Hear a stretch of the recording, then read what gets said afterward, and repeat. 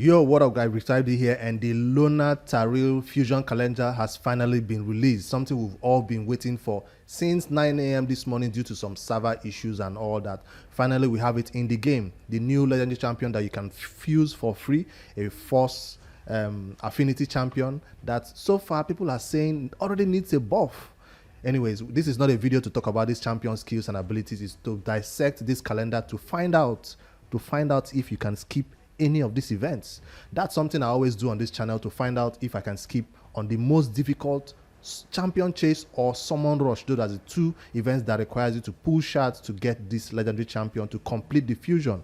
This is a mixture of fragments and old school fusion, like we already know. So let's head over to this calendar and find out if you can actually skip any of them. It started with Spider. So far, the points are looking the same like other fusion points or other tournament points.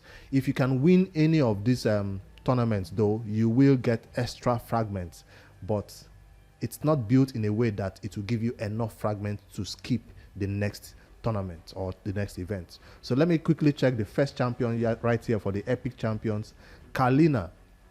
If you head over there, you can get extra 15 fragments from the tournaments that are going on. The only tournaments we have here is Fire Knight and Champion Chase. Those are the two tournaments available to get this champion, and those tournaments are giving you a total of 15 extra fragments. But check out, only Dungeon Divers has 15 right there, and Dungeon Divers 1 and 2 have 15 extra fragments right there. So if you do skip out on let's say Champion Chase, which is 20, you still won't have enough. You have only 15 fragments if you win those two.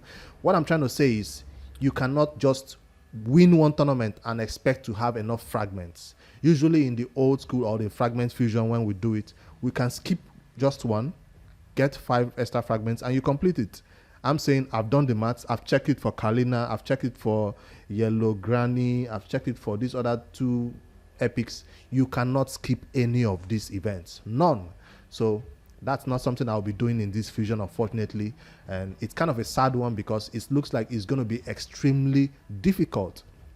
If I head over to the game right there and I'm checking out my grouping, I'm checking out both for the noob to pro bracket and for my main account bracket to find out if it's something that is achievable in terms of the points so far.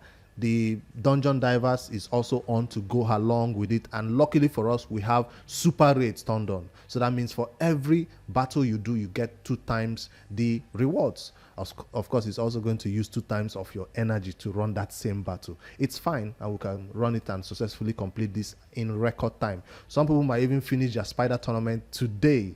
So right now, I see 1,650 points for the champion fragments right there, 20 extra fragments. And if they wanted us to skip any of these events, they will put an extra 20 or 10 at least right here, but then just dropped 5 right there. So if you pick up this extra 5, it's not worth it. I'm saying don't go for these extra champions at the top, because it won't mean that you'll be able to skip any of those events that are coming up. Why? Because none of the other events have 5 fragments. If I gain 5 here, it will give me an opportunity to skip an event that has 5. But none of the events have 5. They all have 10, 20, and so on. High number of fragments that we need to gather right there. So that's what I can dissect so far from this fusion calendar that is being released. If there's anything I'm not seeing, I always look forward to you guys' insight also, so we can all find out a way to go about this. But it is going to be an extremely difficult fusion, like we've already known. Right now, you see that these champions are all spirit affinity, and then a force champion, right? Even the legendary champion is a force, but we're not talking about that one. These 3 spirit affinity champions will require you to farm a lot of spirit keep if you don't have the spirit potions already. So I think the spirit potion is open today. Let me quickly check. Is it open? Yes, it's open today. But today is not the time to spend all your energy in the spirit keep. No. Remember, this fusion is going to be running from today, 4th August, all the way to 21st of August. So you have enough time for fusion, for the spirit keep to be open again and again and again for you to farm it when you don't have any urgent event or tournament going on. Right now you have the spider going on, so spend all your free to play energy or your saved energy on that spider tournament, which is going to run for 2 days, right, from Yes, for just 2 days, 5th and 6th right there. So that's what is coming up. So Spirit Keep is where you should be farming when you have spare energy that you're not currently going to be using for anything right here. You also need a lot of arcane potions. The exact amount that you need will depend on the champion. Epics usually use the greater ones and the superior ones. So that's what you should be farming. Hopefully you're doing it at a higher level and have enough to complete it. So on my main account, I already have enough of that, so I will not be farming any of those Spirit Keeps or anything.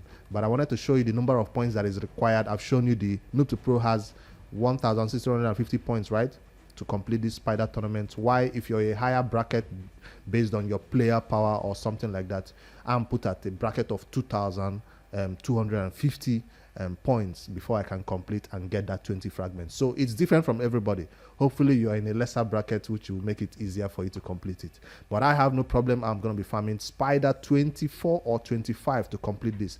But spider 20 is the best place where you can get the most points for this tournament that is currently going on.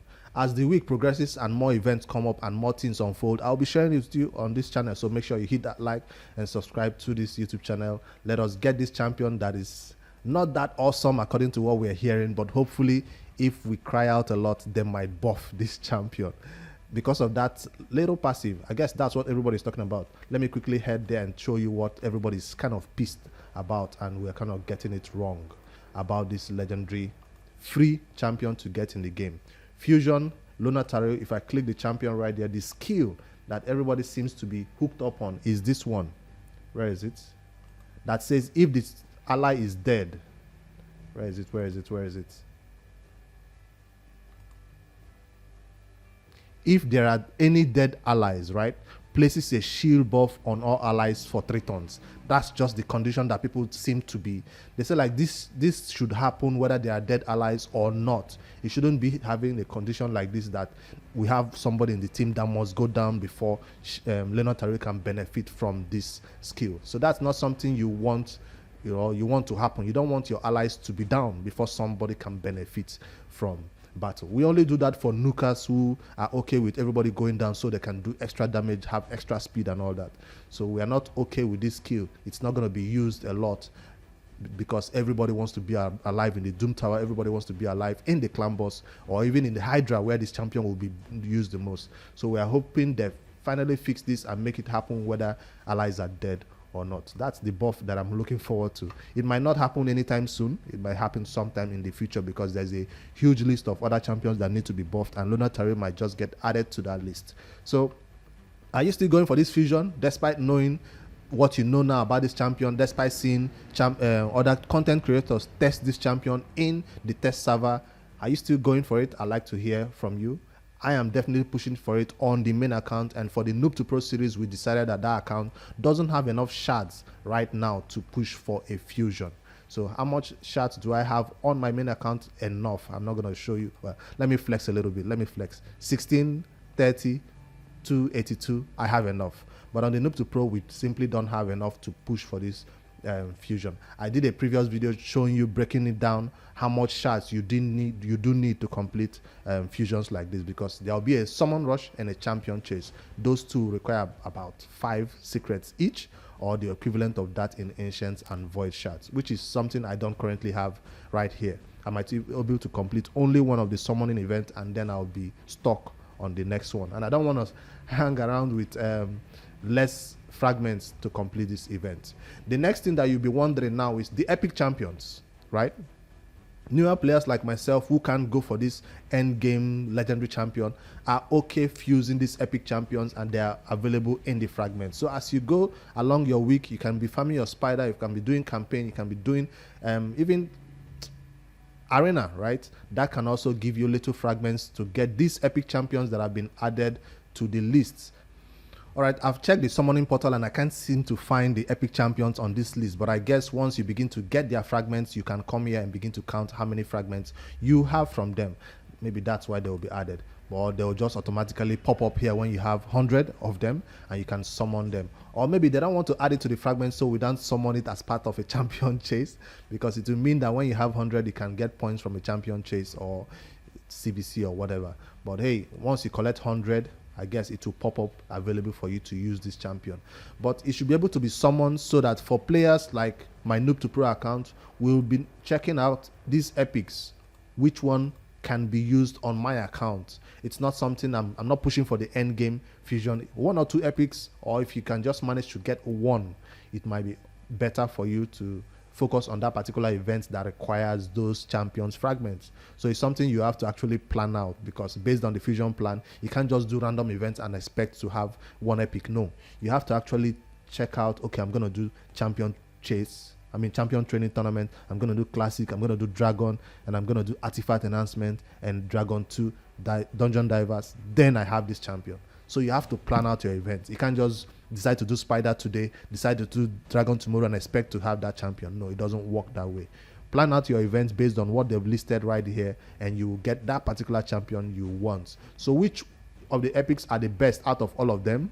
I have not checked out their skill. I'm not going to lie to you, and I'm not going to make this video any longer by checking out their skill. I'll refer you to other content creators who have broken down, tested these epics, and also shown you how they work in battle, and even giving their suggestions on the best one.